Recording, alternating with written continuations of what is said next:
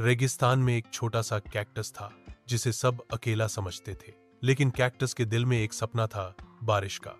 वह हर सुबह सूरज की गर्मी सहता और रात में ठंडी हवा से बात करता, बारिश के लिए प्रार्थना करता।